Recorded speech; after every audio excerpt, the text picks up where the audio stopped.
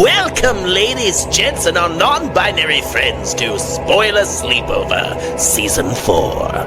The altar has been set, the drinks have been mixed, and a sacrifice must be made. So, join the cult of classics.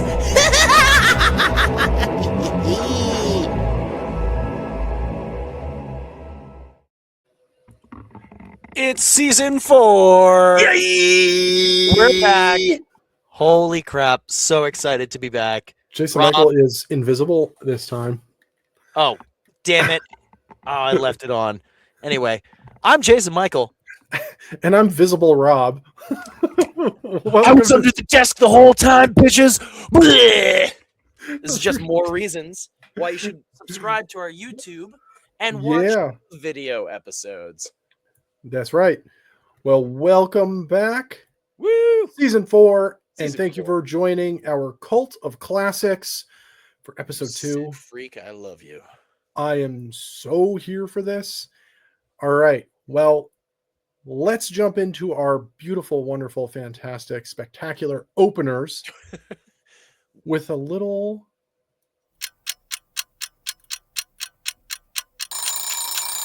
What's been keeping us up at night? I was like, is there a You bit? looked like you were about to say something.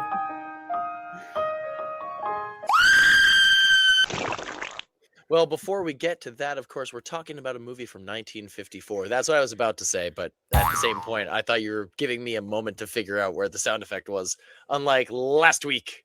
But that's okay. Due to editing. Hi, that's me. I'm the one who does that. I saved it. Nailed it. You have no idea what I'm talking about anyway. Anyway. So, Jason Michael, what's been keeping you up at night? Well, the things that I have been watching, dear God, it's a great time. This thing? I'm not even ready with it. Hang on, let me get the fucking... This is my own joke, and I hate it already. Here's the thing. Yeah. It's been a real great time for superheroes on Prime because Invincible is wrapped up. I'm all caught up on season 4. God, the animation's gorgeous. And shit has gone to fuck. Oh, it's bad. Additionally, if you want real bad superheroes, the final season of The Boys, if you want to talk about shit gone to fuck, both of these seasons, my jaw has been on the floor the entire time, and it's all like, oh God, what's going to happen next? Dude, episode 1? Look, all right, listen, every sucker, everybody who's watching this or listening to this now, skip ahead like 15 seconds because I'm going to spoil something if you have not watched it yet. Oh. So here's your warning. I'm going to give you a countdown. 3, 2, 1.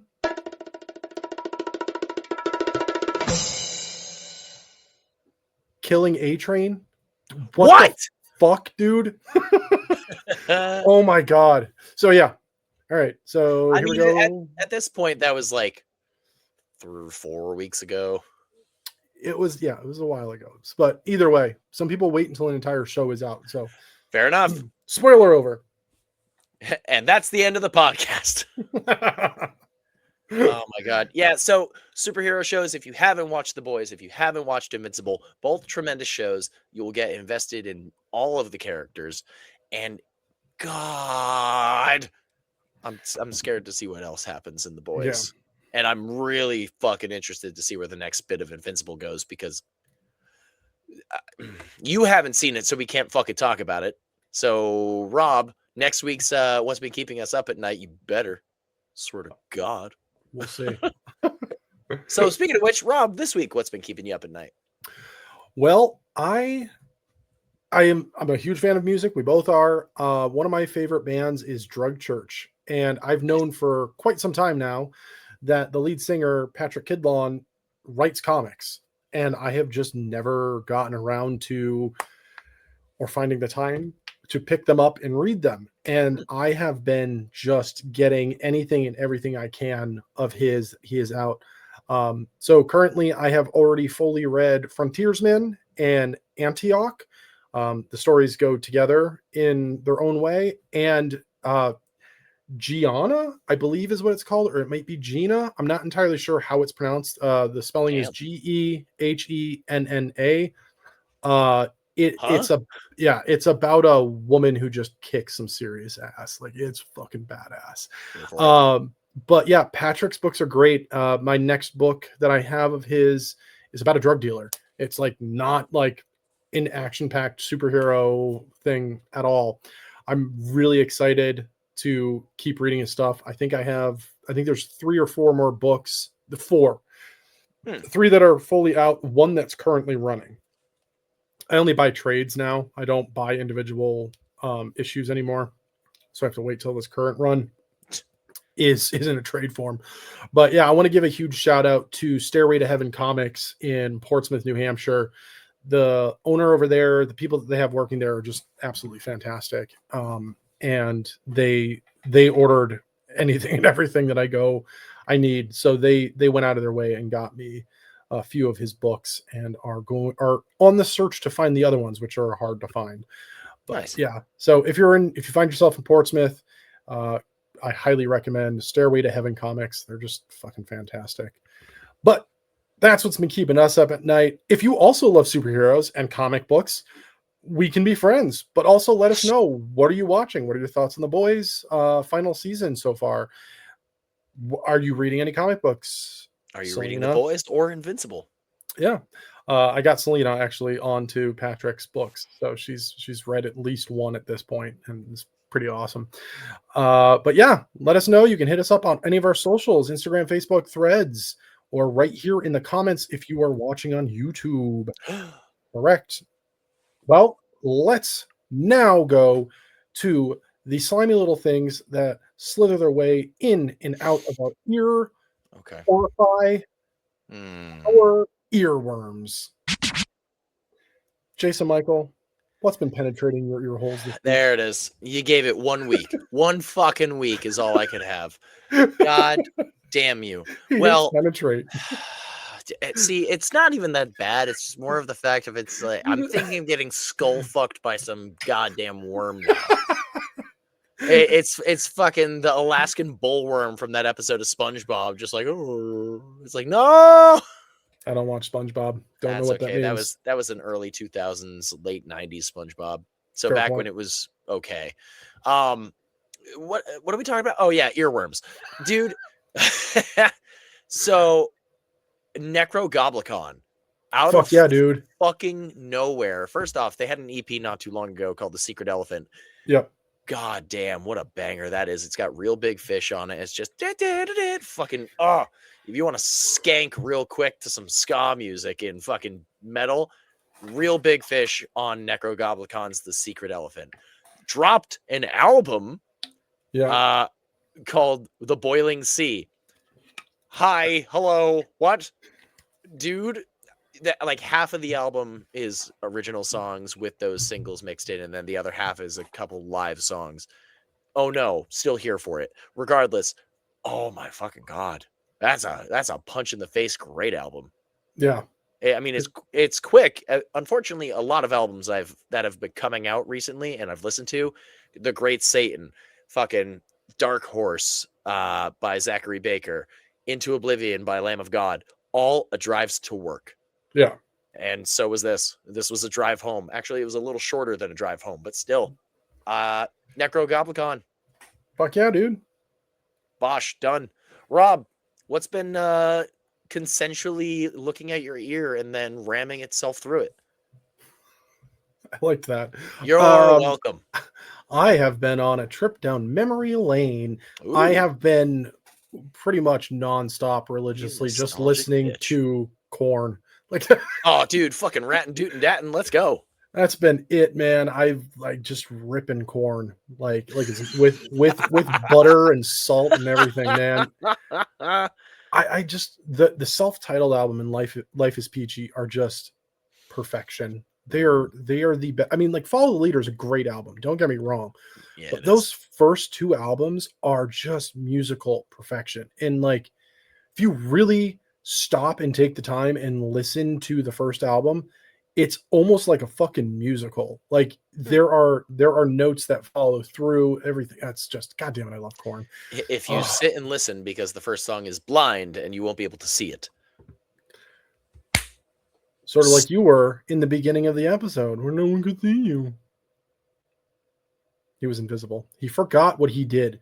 No, I knew what you did, 10 but I minutes ago. hated your joke more than my own self high fucking five. Anyway, music. Listen to it, love it, appreciate it. Fucking live, laugh, love music. Rob, and let us know what your favorite now. Let us know what your favorite Korn album is. Necrogobicon rocks, but like let us know. We want to know. Korn. Hell yeah. What's your favorite Korn album? Hit us up on our socials. See you on the other side? Is it Follow the Leader? Is it anything new like Requiem or The Nothing? I fucking love The Nothing. I got to give that album another shot. But dude, The Nothing is a great one. Fun fact, I was listening to one of our Werewolves of Summer episodes recently. Turned out Rob and I went to go see the same goddamn Korn show in 2013 without even knowing each other. Fun fact that just keeps popping up and I just keep going, bullshit, you're wrong. God damn. It was such a great show. I was thinking about that, dude. Like when I saw Whitechapel and Slaughter, I was like, I would die and kill someone to see Korn on this stage again. They wouldn't. No. They wouldn't. Unfortunately, they're about to. I feel like they've been in South America for the longest time with this tour. Mm-hmm. I just want them to come back to the States or another album. But anyway, moving on to a little bit of.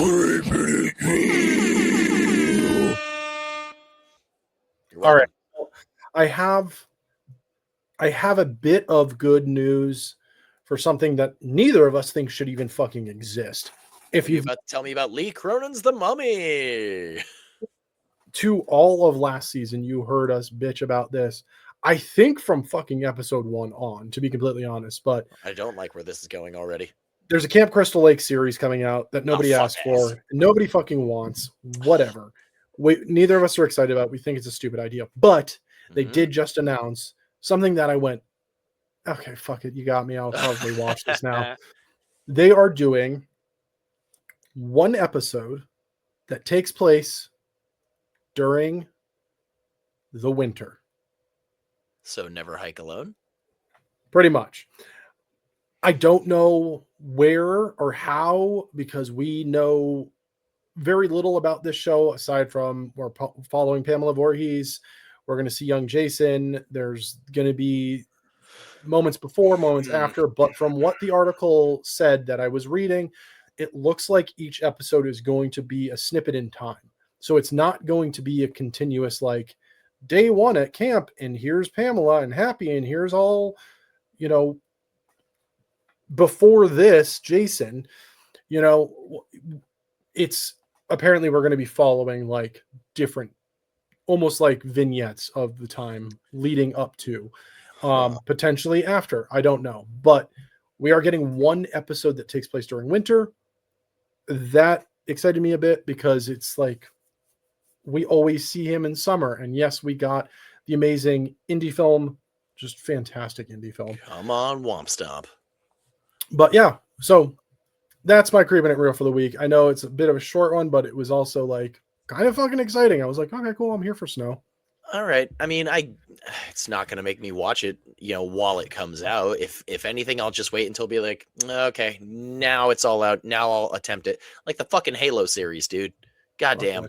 Dude, I gave up as soon as Master Chief took his helmet off. I never watched anything after that. If you are a fan of the goddamn Halo series and you're okay with the fact that he took his head off, or his head off, he should have fucking taken his head off, his helmet off. Fuck that. Fuck you. Fuck you. And at the same time, thanks for listening. Are they also doing a Halloween series? Or am I just fucking imagining that? No, they are. It's called like Haddonfield. It's not. Yeah. Nobody gives a fuck. Well, on that tragic disappointment, here's a word from our sponsor. Spoiler Sleepover is sponsored by Gore Clown Shop, the only place to get official Spoiler Sleepover merch. Visit goreclown.com now. Have you gone? Did you go to goreclown.com? Did you go Why yet? haven't you? We just told you to do it. You could get this hat. It is so comfy. That's a nice looking hat. 2 different beanies. We have 2 different hoodies. We What? have 3 different T-shirts. What? If you want these faces Hi. on your shirt, you can get us as werewolves. It's true. That says werewolves. Dude, I fucking love the flower font on that. Yeah. I'm so goddamn happy with that font. And the best part ever is if you use code Sleepover at checkout, you're gonna save 15%.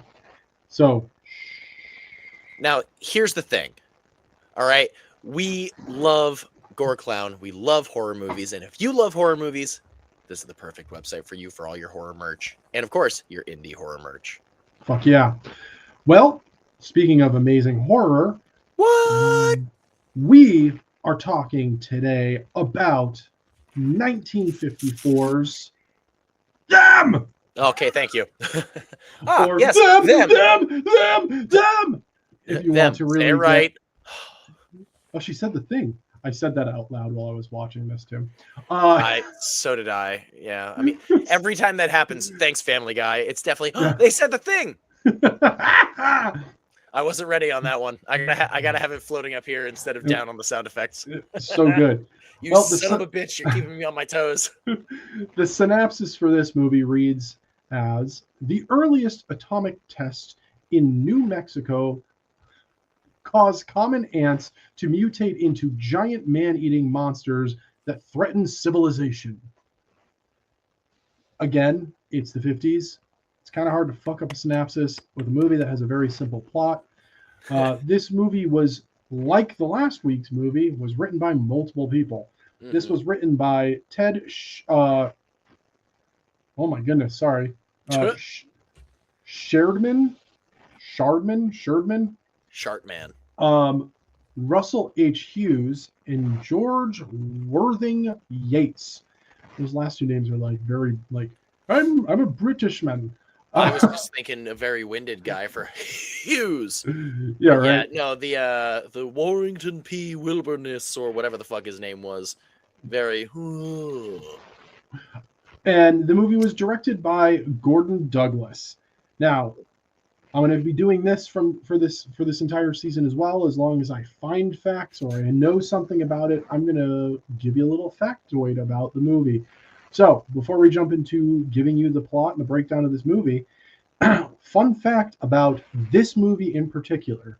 Ooh. This movie was the first movie to ever use the Wilhelm scream.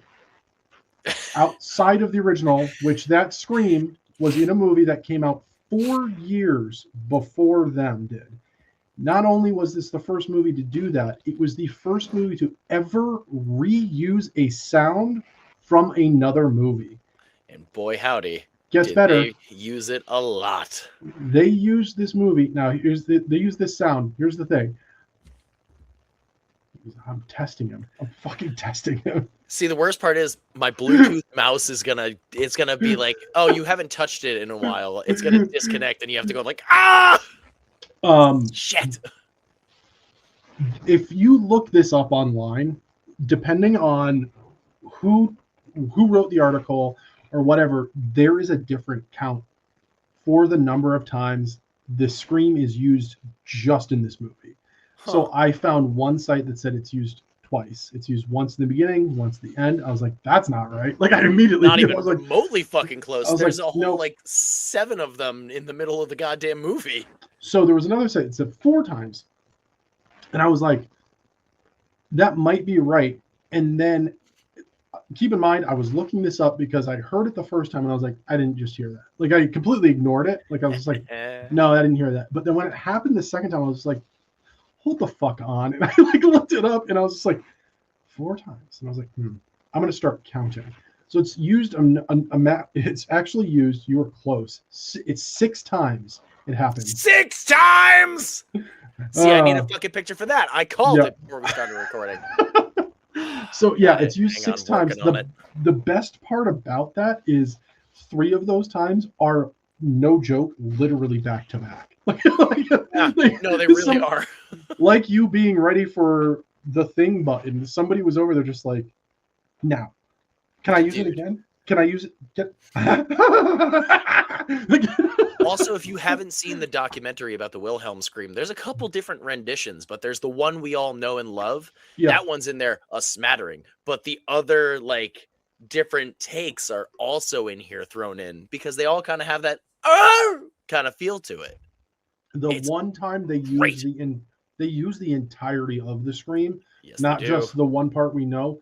When toward at the end, when that one dude gets taken, I was just like, it started, and I was just like, oh, it's still going. I was just like, holy shit! It was the whole scream, and I was just like, yes. I can die happy. So I thought that was really cool. Not only did this movie utilize it for the first time, it was also the first movie to ever reutilize a sound by an actor from another movie. Hell yeah. 4 years later, they were just like, that's a dope scream. So Wait, Rob, how many times was it in the movie? 6 times. 6 times. There he is. 6 times. All right, cool. Hey, again, yet another reason to watch on the YouTube. That's a GIF. So honestly, I think that's just gonna play until I say hide.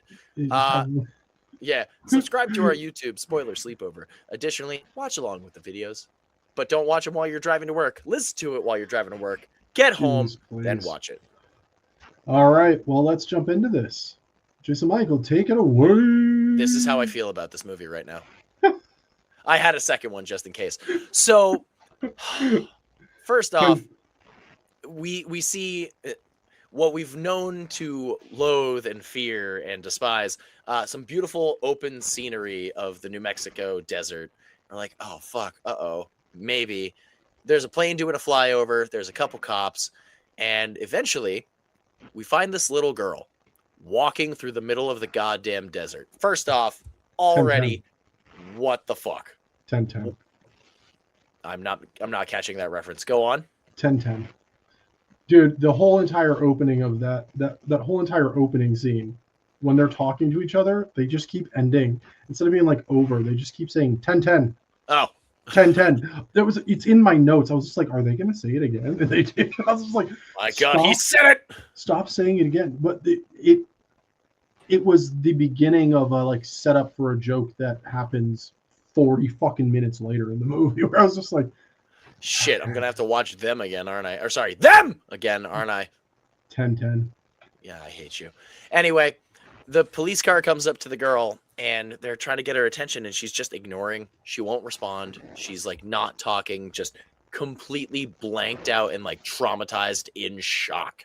Mm-hmm. And so they pick her up and they bring her out of here. The plane flying over is doing a bit of recon, finds a trailer and a car a few miles up the road, which, thank you fucking 1950s.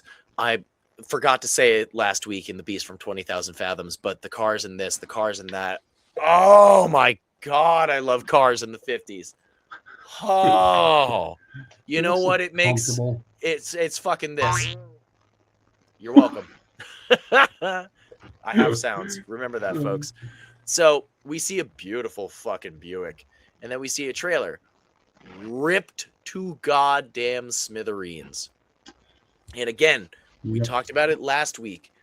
The absence of music and just ambient sound in a lot of this, or even if it's just like a drowning overtone of a single note, it's done so well. There is so much time in this movie that's like, you know, spent trying to figure out what the fuck's going on, and you can feel weight to it. You're like, I'm worried about what's about to happen. I'm worried about what's going on in this goddamn movie.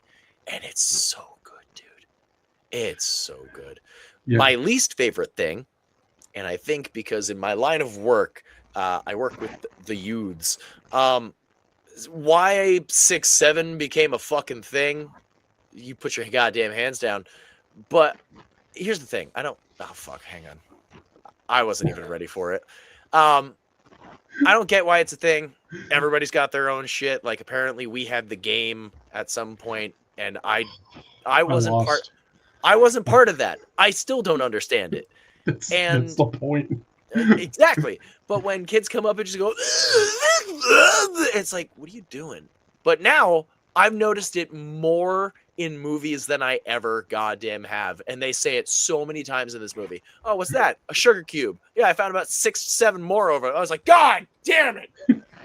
personally, every time I'm like scrolling through YouTube Reels and they're like, "My God, he's on car 6-7," and you're like, "All right, open the fucking comments, son of a bitch."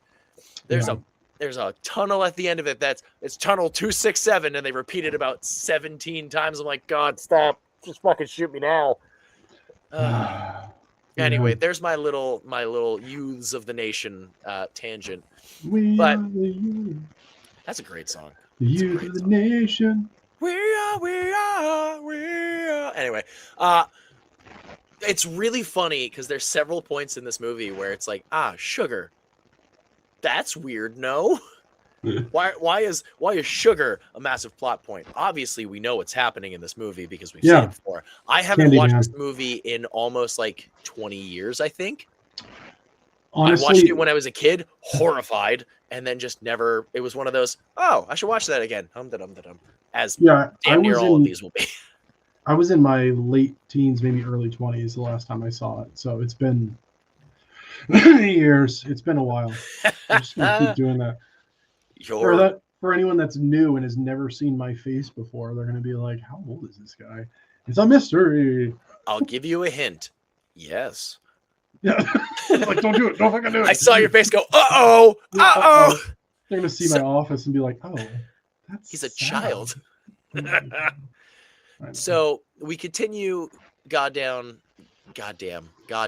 whatever you want to fucking call it. We continue goddamn down the goddamn road, and we find the 50s fucking did it right. We need more of these movies. The general store is a goddamn atmosphere, and it's haunting. Yeah. And the fact of all of a sudden, the thing that also fucking grumble, son of a bitch, haunts me to this point. I did too. I completely forgot.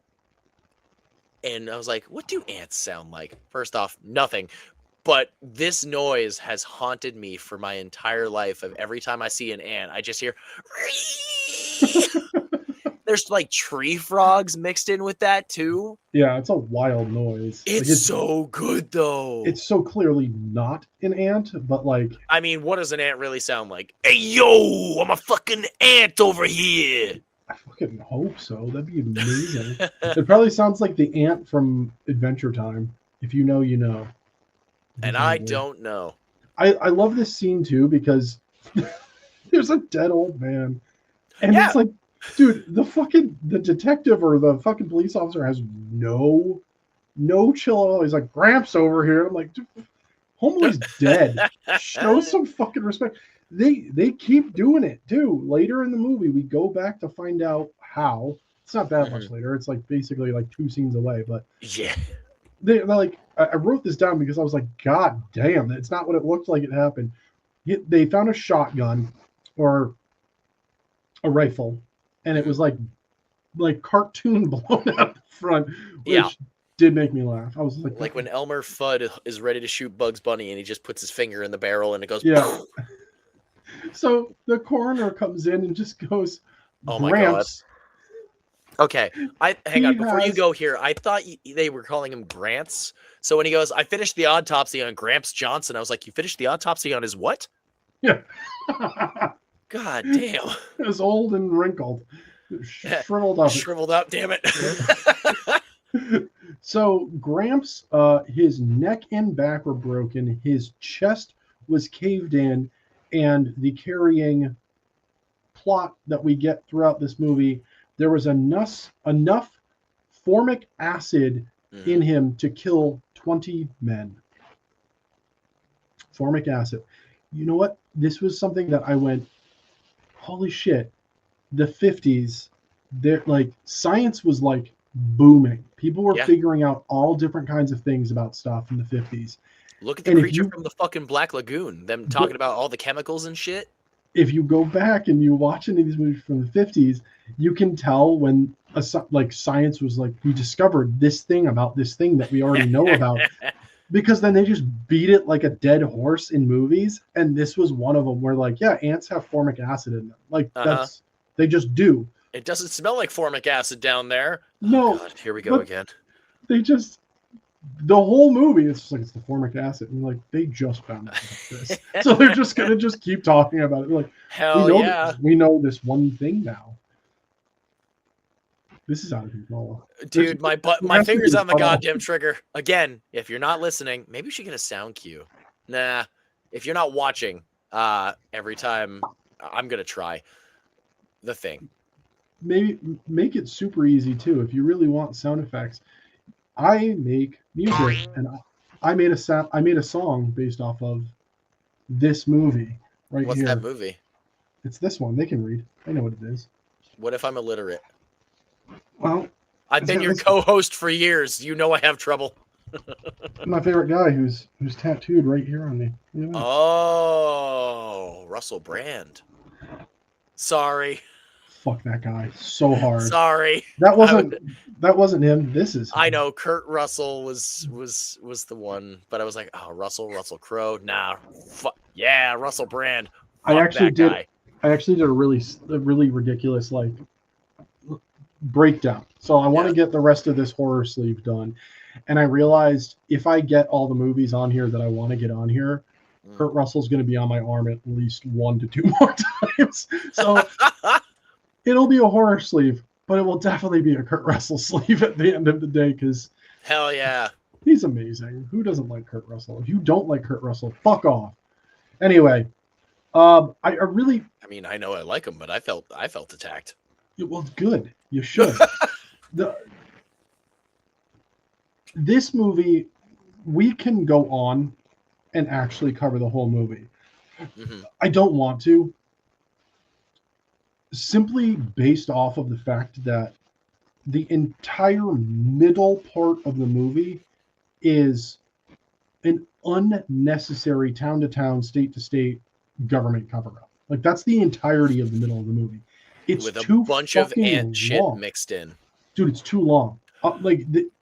Comparatively to like an hour and 19 minutes, which felt like a goddamn breeze. This being an hour 32, that's like a decent chunk of movies nowadays. I was like, oh, motherfucker.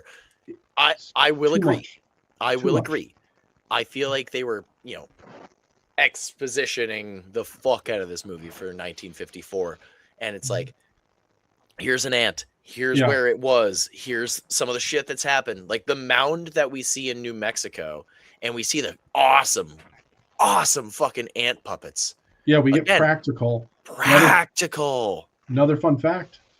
There were only 2 ants made for this movie. You could tell. The 2 ants the entire time. The wildest part is the one that they set on fire, but we're not there yet. Which one? We now are introduced to basically the same characters we were introduced to in last week's episode. But this time, it's father and daughter. My brain went to Edward Van Sloan. It's like he's Professor Van Helsing, and now he's also Professor Van whatever the fuck. Yeah. Like, oh, buddy. It's been a year. I understand this is the 50s, and I definitely am not one of those like, we need to cancel this because of X, Y, and Z. And you'll understand that that's how we are because of a movie we're covering in a few months. But the fact that at one point the detective has an issue remembering to call her doctor, and her immediate response is, if you have an issue calling me doctor, then you can call me by my name. And I'm like, get a fucking tissue, bruv. Dude, I was like, she's worked for this. Like, she got educated. What'd you do? You took 3 weeks of fucking police academy to hold a gun and fucking hold down people of color? Like, fuck you, dude. Like, she worked hard. She's smarter than you. Fucking put some respect on that shit. It's the only thing that pissed me off about this movie, other than the fact that there's 30 minutes of, like, government cover-up. I saw UFOs. They were ant-shaped. Like, that's because they were fucking ants, dude. Like, they were fucking the ants? God damn it. But, yeah, I mean, they play... I like this scientist and doctor duo because they play everything close to the chest when they're doing their research, unlike last week's movie. And a lot of the movies from the 50s were like, this is what it is. I saw this and this is what it is.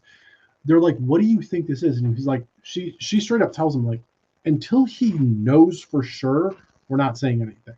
Yeah. Which is the smartest thing, because like it's smart writing, because they're going, these two people are well like achieved, they have well-known names, they're well known in their fields, and they don't want to risk their careers on, well, all the signs point to this, so it's got to be this. They're just like, oh, let's wait until we see it, and boy howdy does she see it.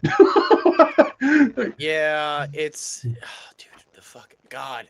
I love the practical. I love the fucking gigantic practical ants. And they are not pretty. They are horrible looking. Like you look at those things and you're like, Jesus Christ, get it away from me. And when you see it and they go shoot the antenna, first off, more sciencey shit. That's great. Because if you don't know what the antenna are on an ant, how just well, the antenna, basic. I mean, it's explained in the movie. If you don't want to watch the movie, that's totally fine. But how dare you? Ants can barely see, like, at all. They feel and smell through their antenna. Like, that's everything to them. It connects directly through their entire circulatory system. They don't really have a circulatory system, but their exoskeleton. Yep. So it connects to everything. So they can feel and smell through their feet because of their antennae. Like, there's so much. Ants are insane creatures, just in general. The fact that they can lift like 20 times their body weight is bananas to me. And they go on later in the movie to describe just how brutal and savage they are. Yeah. Like, this fight was going on for 72 hours between just these two. And you're like, what? Yeah. Like fucking wars of ants and colonies just killing each other. And you're watching like close-up video of a fucking ant Batista bombing another one through a goddamn table. It's like, holy shit. What the fuck is happening? It's wild. Well, while they're out in the desert, we're still at the opening.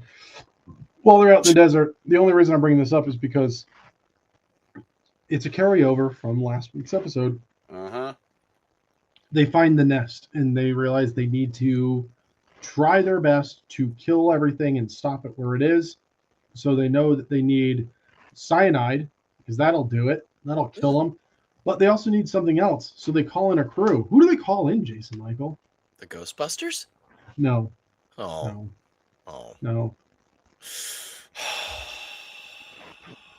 Oh, we need merch of this so bad. It's the bazookas. Yeah. So they call in the bazookas, and Squad. the bazooka squad shows up, squad goals, and they just blast everything but the hole. Yeah, seriously. That sounded wrong. But then you're 2 for 2 on the episode so far with it. That sounded wrong. Yeah, well, I'm shooting for 6. Hey now. I'm just setting them up now on intentionally. All right, Rob. Here's the. Heyo. It's But dumb. It's dumb. This is dumb. The podcast is over. Yeah, right. The wildest thing to me is the fact that they just go up and they don't just like. I was expecting them to like have like a sprayer or something for cyanide, where they were gonna like spray it in there or dump it in there. Nope, they have cyanide grenades. Yeah, and they go ham on the goddamn tree frogs down in that tunnel. Fuck ton of those bombs go off, and I was just like, cool. Well, they're definitely dead. No, they go down. There's others still alive. It just didn't reach far enough. And then what do they do with that? They set them on fire with a goddamn flamethrower. Which is wild. We get like a solid like 3-minute shot of it on fire, and then we get a cut away and then cut back, and it's no longer on fire. And I was like, well, that put itself out quickly. Damn right. Immediately back on fire again. I was just like, okay, there we go. When they were trying to talk to the little girl, eventually they got her to talk by giving her like smelling salts pretty much of the day. Nope. And no. What do they give her? They put formic acid. They're like, oh, this will help. This is what I'm saying. Right. The thing they beat into your fucking head. Yep, and they just waves it under her nose a few times, and then she snaps. I got to give it to that little girl. Really, like the dead look of just like Mhm. traumatized look on her face. Mhm. And then the snap out was unbelievable. Like she blinks a couple of times and then Them a over and bunch of over. times Holy she fucking said the shit. thing. And Peterson, the cop that very quickly, I didn't realize when this happened, but he went from like in a cop outfit to all of a sudden he's a suit, like Yeah. real fucking quick. And I was like, oh, all right, I guess you got promoted. He's a real one. Like Peterson, the fucking good man in this movie, being like a father figure to all the stray children of this goddamn movie. Seriously. What a lad. Ugh. Oh man. But So they keep doing a lot of like looking into trying to figure out, all right, where are they? We know there's queens. There's a whole talk about they have wings. They can fly wherever. Where the fuck are they? The UFO guy comes into play. And he keeps saying, oh, yeah, you know, you probably think I'm crazy. And they're like, try me, bitch. Eventually, he's not crazy because he No. confirms the suspicions. Ah, yes, he saw the queen ants flying around. And they weren't flying saucers. And there were 3 drunks and a goddamn... This is a great scene. 3 drunks and a chick having an affair that they have to go question. yeah. 2 of the drunks just casually talking. It's like, where were you? I was driving back between 1 to 3 a.m. Doing what? I was visiting a sick friend, but I don't want to say names. He's married. And all of the cops look around like, got it. Oh, understood. You are free to leave, ma'am. So, question: the third drunk is at the alcoholic ward at the hospital. Yeah, like the loony bin for drunks. I didn't look him up. That guy looked real familiar. Really? The minute he was on screen, I was like, I recognized his face, and I figured, You know, that's fair, but I think we're recognizing him for different reasons. My brain thought he kind of looked like an old Larry Fine.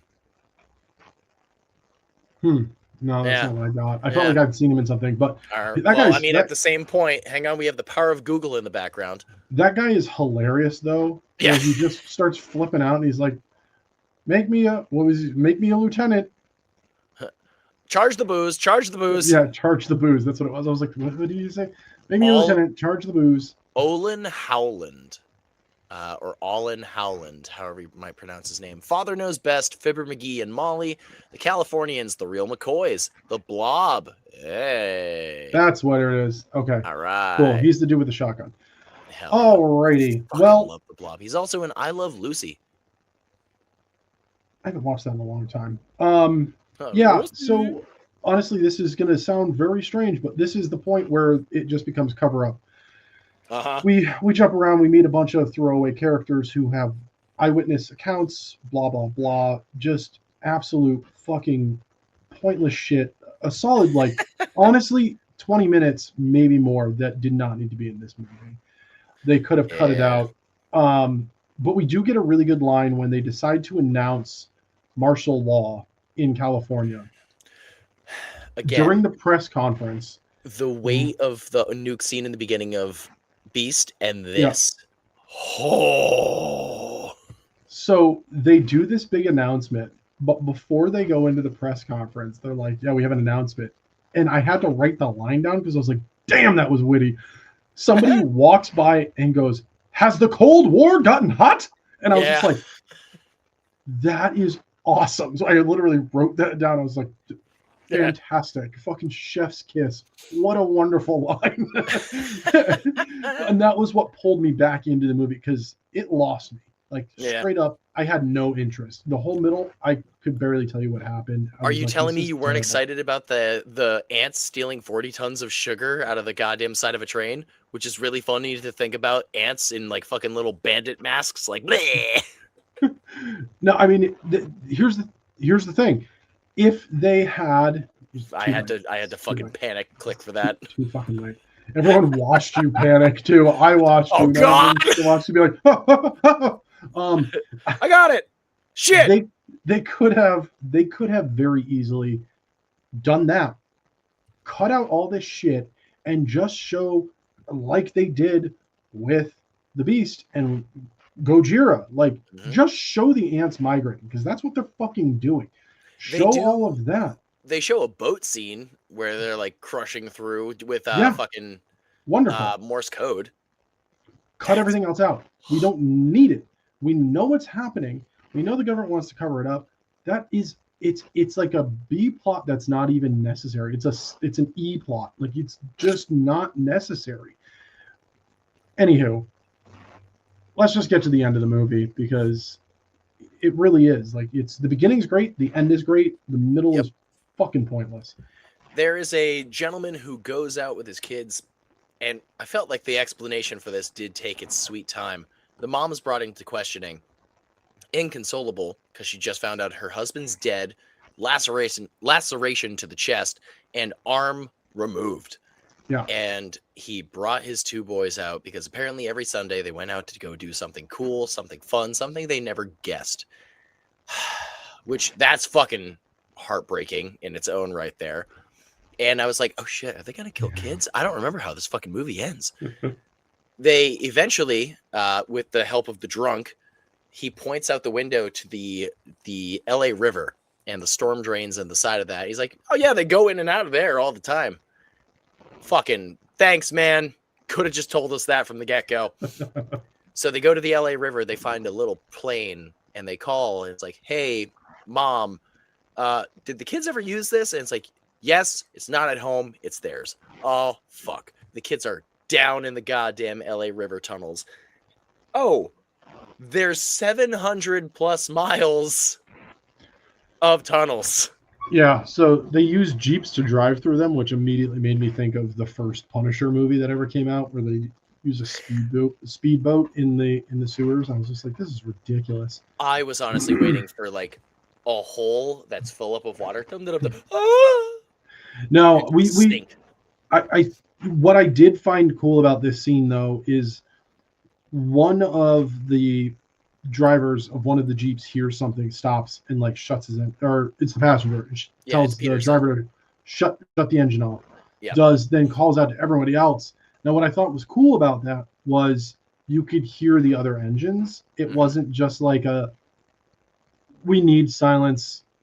You can, assume that we're hearing noises, but it didn't sound like it was like added after post. Like, it actually sounded like there were other engines running, which there very well might have been. It was very good. And we hear a tapping, and he wonders where does this climb up tunnel go to? And at that moment, I was like, oh, he's fucking dead. Like, I was expecting an ant head to just be like, "Ka-toink," and just take him. There was that, but also once he starts going through to the construction site that was abandoned for like 60 days, but it still has power, he keeps crawling through and the camera is like following him. And then as he crosses through, I was like, it's going to be a real cheap jump scare, but I'm here for it if all of a sudden there's an ant face behind it. Yeah. And he gets through, he hears the tapping, calls out to the two boys that were lost. Hey, they're in there. We found the kids. Then let's turn on the lights, and there's ants everywhere. Two of them, but still everywhere. All two of the ants everywhere. The boys are trapped between some not, I want to say lumber. I know it's not the word. Fucking not scaffolding. What's the word I'm looking for?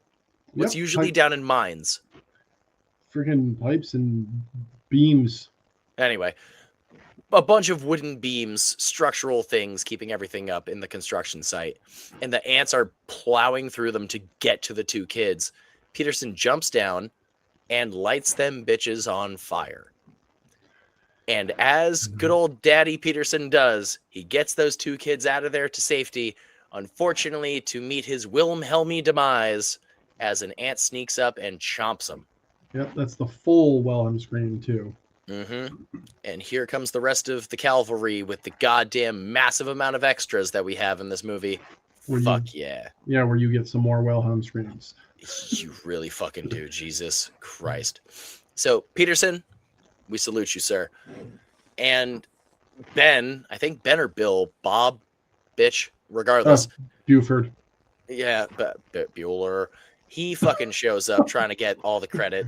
Goes in, almost get munched on by an ant. The army is laying waste.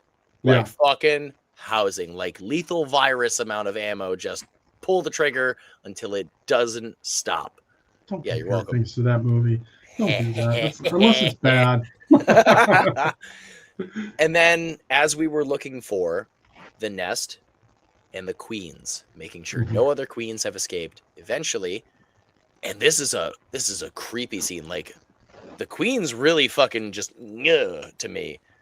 Them just staring up from their pit, all three of them like, hello, we've been waiting to eat you. And then they find the queens. It's like, Doctor, is this it? Yes, I'm sure no more queens have escaped. How sure are you? But we never saw a sequel, so pretty sure, I guess. Yeah. And they set them bitches on fire, and they talk about, it's a real moment. I rewound to watch this because I was like, well, that sounded awfully, daunting and upsetting. It's like the atomic age and what other world we've stepped into. God, I'm afraid of that world. And it's like, oh, all right. Thanks, man. Again, it's of the time. And at least it was, something was said this time. It wasn't just all left to assumption or context clues. It was just, let's slap you in the face with this. Like, we are fucking this world up and we're aware of it. Hell yeah. And you know what that is? The end. 1954's them. God damn it. Bloody Legend. Oh, man. There was so much good about, like, yes, Peterson would be a great hero, Bloody Legend. I think we got to give it to the ants. The two gigantic practical ants. Yeah, let's do a twofer because that little girl needs fucking Bloody Legend. Shit. You know what? I'll give her the Bloody Legend. You look back at the 50s and tell, child actors were never great. And she fucking knocked it out of the park, dude. Like, You're goddamn right. I was floored. Like, it was really good. But yeah, the people who created those ants, the ants and that little girl, just fucking fantastic. So far, dude, the fucking 50s rips. Yeah.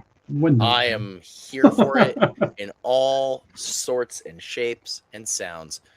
Huh. Now, god damn it. We have to rank this sumbitch. Rob, on a scale of 1 to 10, what would you give them from 1954? I'm just going to rip the Band-Aid off. This is a 5. Yeah, I kind of saw something like that coming. Yeah, it's a 5. So them is going to be... Say it again. Them is going to be I'm going to call them a temporary member. Because there is a chance they may end up becoming the sacrifice. Oh. If something doesn't rank lower than 5 by the end of this month for the 50s, I am sacrificing this movie. Rob, I'm going to let you know right now. You fucking sacrifice my goddamn movie, I'm going to kick your ass. You never know. I swear to God. Well, Jason Michael, what's your score? Scale of 1 to 10. So I remember enjoying this from like over 20 years ago. I still enjoyed it. It was a good feeling monster movie that wasn't me normally going to my Universals. And at the same point, there was a feel to this movie. There was atmosphere. The hour and 32 minutes for a 54 movie, looking at it, I went, ooh. Yeah. Ooh. And a lot of it was exposition, which makes sense, but a lot of it was like, okay, we really don't need this. We really don't need I get the reason why the sugar thing. It makes sense. Ants love chasing after sugar, but we really don't need to go back to it over and over and over and over. No. Yes, it was a tracking method. Anyway, I'd give it a strong 8 personally. I know that's a jump, but at the same point, I love them from 1954. It's a great movie. I love it. Oh man. Well, there you go. And where does it end up in your cult? I would give it a confident member. It would be a confident member. It's hanging out, getting to know the beast from 20,000 Fathoms. However, sleeping in a separate bunkhouse in our fortress, if you will. There you go. Oh, you have a fortress. I'm jealous. I was trying to think of like whatever Jonestown was, a compound. Fuck. Compound. All right, there it is. Son of a bitch. Right. Hey, we got a fortress. You can have a compound. Suck my compound dick. Anyway, Well, next week we will be talking about a movie that came out in 1957. Yeah. Well, let us know down in the comments on YouTube. Did you find a chicken? Did you find multiple chickens? Are they on? Is one on my screen? Is one on his screen? Are 3 on my screen? Are 7 on his screen? Are there 6? I'll kill you. I'll fucking kill you. He's delayed on the 6 there. No, Well, I got what you were going for, but you said 7 and my brain went back to the stupid 6-7 joke. But you know what? This is how I feel about watching this movie. All right. Hi. Hey, Lonnie, get your ass away from there. Look at how fucking happy this son of a bitch is for scarring a child for life. Oh, Fucking Jesus. Lonnie Elam went like, Michael Myers, talk to me. You're an idiot, Lonnie. You're an idiot.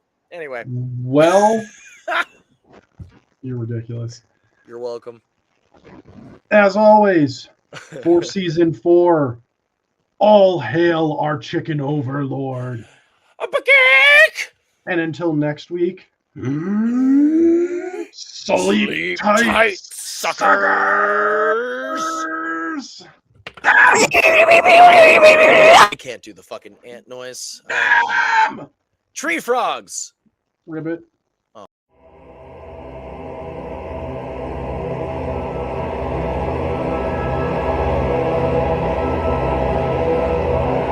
Thank you for listening to this week's episode of Spoiler Sleepover. Join our cult by following our socials like Instagram, Facebook, YouTube, and Twitch. And for more offerings like this, follow us on Patreon at patreon.com/Spoiler Sleepover Podcast. So until next week, sleep tight, suckers!